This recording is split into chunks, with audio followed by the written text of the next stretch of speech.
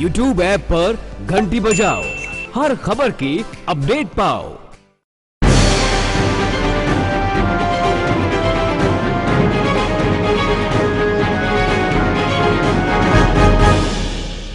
सिवान में दुरौंदा विधानसभा के उपचुनाव में अब पूरी तरह से रण क्षेत्र तैयार हो चुका है और अब जनता को भी मजा आने लगा है, क्योंकि यहां पर राजद के कद्दावर नेता शैलेंद्र यादव ने राजद से टिकट नहीं मिलने पर निर्दलीय चुनाव लड़ने की घोषणा कर दी है। शैलेंद्र यादव के चुनाव लड़ने से सभी प्रत्याशियों में खलबली सी मच गई है, क्योंकि इनके साथ यादव और मुस्लिम वोट पूरी मुस्तैदी के साथ है। पिछले लोकसभा चुनाव में भी इनकी अहम भूमिका रही थी। शैलेंद्र यादव ने क्षेत्र भ्रमण के दौरान कहा कि एक तरफ अपराधी तो दूसरी ओर शराब माफिया है। ऐसे में जनता साफ और स्वच्छ छवि के प्रत्याशी को चुनना चाहती है। इस बार दुरौंदा से मेरी जीत सुनिश्चित हो चुकी है, सिर्फ प्रक्रिया ही बाकी है। आइए देखते हैं शैलेंद्र यादव का एक्सक्लूसिव इंटरव्यू क्षेत्र के लोगों के साथ क्षेत्र भ्रमण के दौरान। जैसा कि आप सभी जानते हैं कि दुरौंदा में उपचुनाव की तारीखें तय हो चुकी हैं। ऐसे में कई नामों का घोषणा हो चुका है। आरजेडी से दुरौंदा में काफी कद्दावर नेता माने जाने वाले शैलेंद्र यादव जी टिकट के प्रबल दावेदार भी थे। इनका टिकट कट गया, उमेश जी को टिकट यहां से मिल गया। जदयू से अजय सिंह टिकट छटक लिए, जबकि वहां से व्यास सिंह तैयारी कर रहे थे। ऐसे में यहाँ की चुनावी रणनीति क्या रहेगी? शैलेंद्र यादव का नाम काफी चर्चा में था। हिना साहब के चुनाव इन्होंने काफी मेहनत भी किया था, प्रबल दावेदार भी माना जा रहा था। किन कारणों से, कारण जो भी रहा हो, टिकट कट गया। अब ये निर्दलीय चुनाव लड़ने का पूरी तरह से मन बना चुके हैं। उमाड़ भी हमारे साथ दिखाई दे रहा है कि काफी उमाड़ इनके साथ है। क्षेत्र में भी काफी लोग इनको चाहने लगे हैं और इनको जिताने की भी बात करते हैं। आइए बात करते हैं सीधे शैलेंद्र यादव जी से कि किन मुद्दों के साथ ये चुनावी मैदान में है। शैलेंद्र जी, सबसे पहले बधाई आपको कि आपने निर्दलीय चुनाव लड़ने का मन बनाया। किन मुद्दों के साथ आप चुनावी मैदान में हैं? आपको भी बधाई। और मैंने मन नहीं बनाया चुनाव लड़ने के लिए। दरौंदा विधानसभा की जनता ने मुझे बोला आकर के कि आपका टिकट कट गया है, आप चुनाव लड़िए, निर्दलीय चुनाव लड़िए। तब मैंने मन बनाया कि नहीं, मैं जनता के साथ जाना चाहूँगा, पार्टी के नेताओं के साथ नहीं। जो पार्टी तो गलतियां कर चुकी है और जब पार्टी कोई भी गलती होती है पार्टी से, तो जनता उसको भूल को सुधार देती है। और इस बार दरौंदा विधानसभा की जनता इस पार्टी के भूल को सुधारेगी, मुझे अवश्य विश्वास है, पूर्ण विश्वास है। आपने जितना मेहनत किया हिना साहब के लिए, यादव वोट को भी काफ़ी कन्वर्ट करने का आपने प्रयास किया। भरपूर मात्रा में हिना साहब को वोट भी आया, जीत हार होती रहती है। और जितना आपको दावेदार माना जा रहा था, कि कहाँ चूक हो गई, कैसे उमेश जी को टिकट चला गया? ये देखिए, आप सत्य बोल रहे हैं कि मैं हिना साहब के लिए अथक प्रयास किया, लेकिन विजय नहीं प्राप्त हो सका। कि मुझे भी अफसोस है। मैं यादव जो लोग थे, यादव भाई लोग थे जो भाजपा में भी थे, मैं उनसे भी हाथ पर जा कर के रिक्वेस्ट किया कि मेरे इज्जत का सवाल है। वो लोग भी वोट दिए। हमारे दरौंदा विधानसभा में वो लोग भी पार्टी से एथी से ऊपर उठ कर के दिए। लेकिन अब टिकट का जहाँ तक सवाल है, अब किस तरीके से टिकट मिला है एक दारू माफिया को, और जो कि केस में फंसा हुआ है और टिकट ले लेता है, इसका तो पार्टी नेतृत्व ही बताएगा ना। यहाँ मुझे तो पता चला है कि यहाँ पर हम लोग के गार्जियन आदरणीय पद बिहारी चौधरी जी भी हैं, मंत्री, पूर्व मंत्री भी रहे हैं, हिना साहब नेता हैं, जो कि पार्टी के लिए इन्होंने अपनी ज़िंदगी गंवा दी आरजेडी के लिए। यहाँ तक पता चला है कि इन लोगों से पूछा भी नहीं गया है। ये बहुत बड़ी विडम्बना है।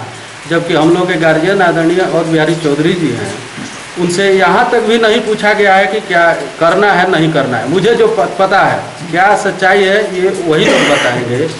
अगर ऐसा है, जो कि वे पार्लियामेंट्री बोर्ड के अध्यक्ष, हाँ, सही बात। उनसे तो राय लेना मस्ट है। इस पार्टी को लेना चाहिए, शीर्ष नेतृत्व को, कि ये क्या करना है, उपचुनाव है नहीं है।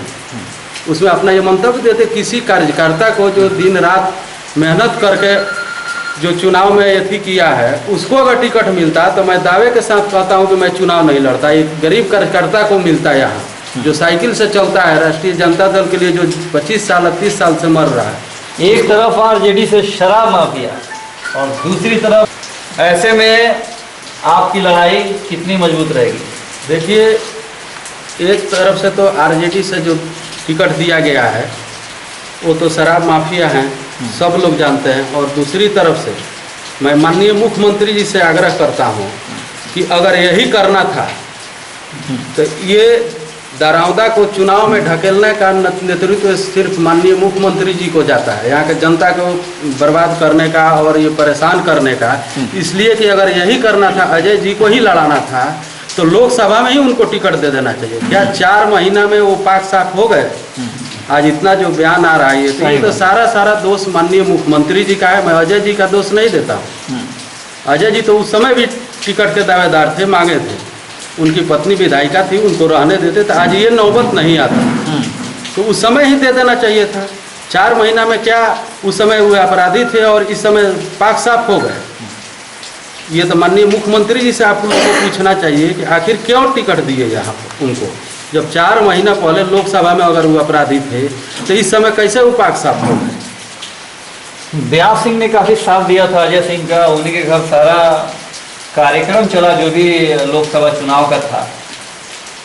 लोग का कहना है, खुद व्यास सिंह का कहना है कि अजय सिंह ने मेरे पीठ में छुरा होगा और मैं उसका बदला आगामी विधानसभा चुनाव में, इस उपचुनाव में मैं लूँगा। व्यास सिंह भी निर्दलीय चुनावी मैदान में है और आज नॉमिनेशन भी कर रहे हैं। क्या वो कहीं रहेंगे, टिक पाएंगे मैदान में? देखिए, व्यास सिंह का और अजय जी का क्या रिलेशन है मैं नहीं बता सकता हूँ। उनके यहाँ रहे थे जरूर। अगर ये अजय जी अगर आश्वासन दिए होंगे तो वो समझे कि मैं टिकट दिलवा दूँ। ऐसा नहीं है कि कोई रहता है किसी के यहाँ तो टिकट दिलवा देता है, ऐसा नहीं है। इस तरह की बात नहीं होती। अब अजय जी ज़्यादा डिटेल जानते हैं। और एक दिलवा देना और एक खुद ले लेना, हाँ, ये तो अजय जी ही ना बताएंगे क्यों क्या वादा किए थे उनसे। हमसे तो वादा नहीं किए थे, व्यास जी से किए थे वादा कि हम टिकट दिलवाएंगे कि नहीं दिलवाएंगे। वो उन दोनों की बात है, अंदरूनी बात उन लोग की है कि क्या करना है नहीं करना है। चलिए आप यहीं पे रहिए, हमारे साथ यहाँ के मुखिया भी हैं, दुरौंदा विधानसभा क्षेत्र के पंचायत से यहाँ पे मुखिया जी भी है। शैलेंद्र जी चुनाव मैदान में है, क्या कहेंगे आप? हम लोग इनके साथ हैं। ये नौजवान हैं, इनके पिताजी का भी इस क्षेत्र के विकास में अहम योगदान रहा है, इसलिए हम सभी लोग मिलजुल कर इनके साथ हैं और इनको चुनाव जिताएंगे। मुद्दे खासतौर पे क्या देखते हैं आप दुरौंदा विधानसभा में? मुद्दे तो विकास बहुत हद तक अधूरा है और बहुत सी कठिनाइयां हैं जिसको हम लोग चाहते हैं कि एक नए नौजवान के हाथ में इस विधानसभा की नेतृत्व दिया जाए और हमें लगता है कि सबसे बेहतर यही होंगे। 12 साल से विधायिका रही हैं, देखा जाए तो मिला जुला के अजय सिंह के हाथ में 12 साल से कमान रहा है। कुछ दिन जगमातो देवी रही यहाँ से विधायिका, फिर उसके बाद उनकी पत्नी लगातार यहाँ से विधायक हैं। 12 साल में क्या कुछ आपको दिखता है यहाँ पे विकास? विकास तो बहुत अधूरा है, पूर्ण रूप से विकास नहीं हुआ है। अब तो मुख्यमंत्री जी की खुद विकास की बात करते हैं और क्यों नहीं विकास हुआ ये तो मुख्यमंत्री जी ही बताएंगे। एक अपराधी को टिकट देना कितना उचित आपको लग रहा है? शैलेंद्र जी ने ठीक कहा, अगर अपराधी को ही टिकट देना था तो लोकसभा चुनाव में दे देना चाहिए था, कम से कम यहाँ उपचुनाव तो नहीं होता। इस पे तो सभी लोग, पूर्व सांसद भी कह चुके हैं, शैलेंद्र भैया भी कह चुके हैं, आम जनता में भी यही चर्चा है। अब फैसला जनता को करना है कि शराब माफिया के साथ रहेगी या किसी अपराधी के साथ रहेगी। चलिए शैलेंद्र जी, कम समय बचा है, 21 अक्टूबर को यहाँ पे वोटिंग भी है, जनता से खास तौर पे क्या कहेंगे? देखिए, जनता से मैं यही कहना चाहूँगा कि ये उपचुनाव 3 बार इस विधानसभा में हो रहा है। आप वैसे प्रत्याशी को चुनिए। मैं भी एक प्रत्याशी के रूप में, निर्दलीय के रूप में नॉमिनेशन करूंगा 30 तारीख को। ये आपका विकास हो, आपके बच्चों के हाथ में मैं कलम अवश्य पकड़ाऊंगा, हथियार नहीं पकड़ाऊंगा। ये मैं जनता से अपील करना चाहता हूँ, इस बार बदलाव करें। और मुझे विश्वास है कि इस बार विधानसभा की जनता मुझ पर विश्वास अवश्य करेगी। आपको लगता है कि अब पार्टियां भी बिल्कुल मोनोपोली से काम ले रही हैं, किसी से राय विचार विमर्श करना है वो विचार विमर्श नहीं हो रहा है, टिकट बांटने को लेके बिल्कुल मोनोपोली चल रहा है, जनता जिसको चाह रही है उसको टिकट नहीं मिल रहा है, भले वो कितना भी जान दे दे पार्टी के लिए। ऐसे में क्या होना चाहिए? ये तो बड़े लोग के बात है, नेता लोग को इसको समझना चाहिए। यहाँ राजद की जहाँ तक बात है तो मुझे जानकारी जहाँ तक है, मेरी जानकारी है, कहीं नहीं पूछा गया है यहाँ सिवान जिला के लिए। इवन मोहम्मद शहाबुद्दीन साहब जो इस पार्टी के लिए, राष्ट्रीय जनता दल के लिए, वो तिहाड़ जेल खट रहे हैं। लेकिन मुझे पता चला है कि उनके पत्नी से जो लोकसभा की प्रत्याशी हिना साहब थी, उनसे भी नहीं पूछा गया है। यहाँ तक अवध बिहारी चौधरी जी जो हम लोग के गार्जियन हैं, पार्लियामेंट्री बोर्ड के अध्यक्ष हैं, उनसे भी नहीं पूछा गया है।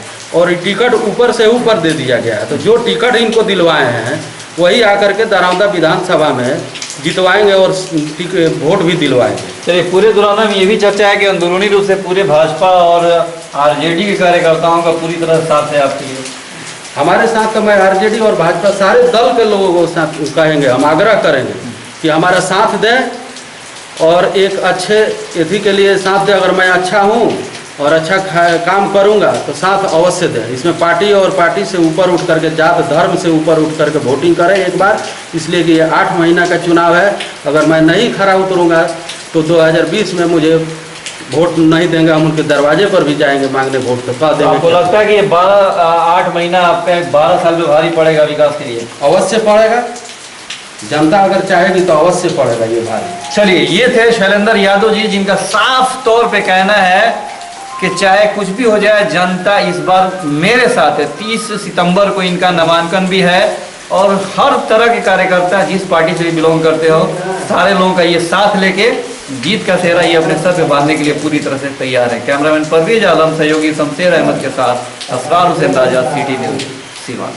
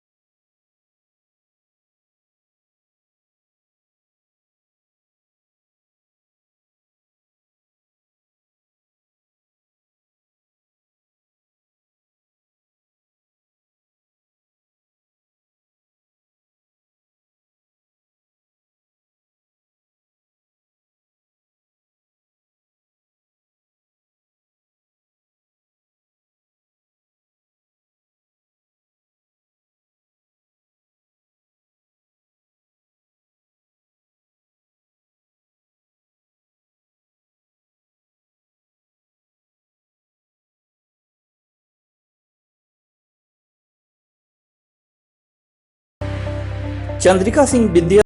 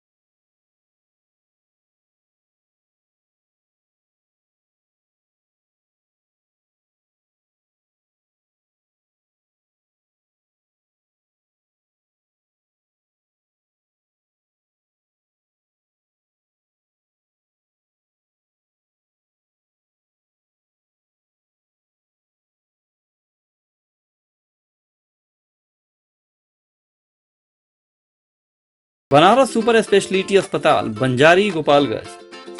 हमारे अस्पताल में विभिन्न प्रकार के विभागों की सुविधा उपलब्ध है, जैसे स्त्री एवं प्रसूति रोग विभाग, मेडिसिन विभाग, दंत रोग विभाग, बाल रोग विभाग, जिले का सबसे बड़ा आईसीयू, बच्चों के लिए शीशे की व्यवस्था, वेंटिलेटर, सभी प्रकार के ऑपरेशन कम खर्च में। इसके अलावा सभी भी बड़े ऑपरेशन जैसे आंख का फंसना, बच्चेदानी, ऑपरेशन से बच्चा होना, हर्निया, पित्त की पथरी, सभी छोटे ऑपरेशन, हाइड्रोसिल, अपेंडिक्स। इसके अलावा किडनी के पथरी के लिए विशेष इलाज, साथ ही जहर खाए मरीज का इलाज। इसके अलावा 24 घंटे इमरजेंसी की भी सुविधा उपलब्ध है। तो देर क्यों, अभी संपर्क करें बनारस सुपर स्पेशलिटी अस्पताल बंजारी गोपालगंज। हमारा संपर्क नंबर है 7091000256।